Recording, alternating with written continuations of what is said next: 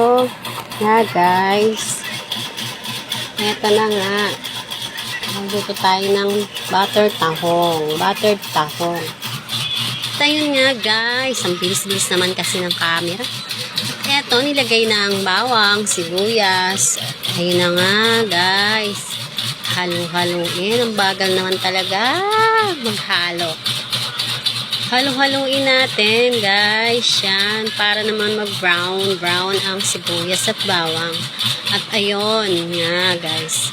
Hugasan muna natin ang tahong dito sa kasirola. At ayan, ibuhos. Siyempre, nahirapan ang lola niya dahil ang isa, hawak ang cellphone. At ayan na nga, ayun. At hugasan natin ng maayos para mawala ang germs. At eto na nga, nag-brown na siya. Nilagay na natin ang tahong, mga guys. Ayun. At yun, ubusin natin. Nalagay na nga lahat. At eto, hinalo-halo na naman po para naman magsama-sama ang mga flavor. At ngayon nga, guys, eto na. Nilagyan na natin ang secret ingredients. Kaya nga secret, hindi ko sasabihin. Tanong pa ng tanong kung ano yung ingredients na yun eh. Ayan, hinalo-halo nga ulit ni Madam ang tahong. At ayun nga, lalagyan ng asukal. Eh, ang garap po, ang hirap-hirap buksan. Guys, yung isang kamay ko nasa cellphone.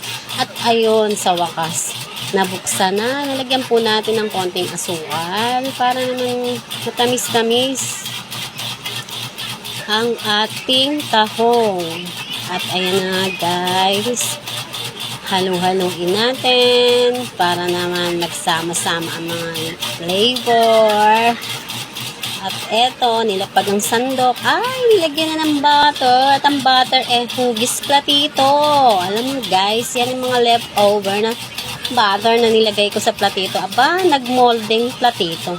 At ayan na nga, tinutunaw na ang butter para naman manuot sa mga tahong.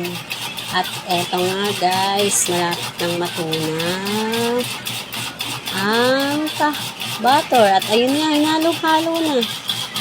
Ay, hakangawit pala mag-voice over. At ayan na nga pala.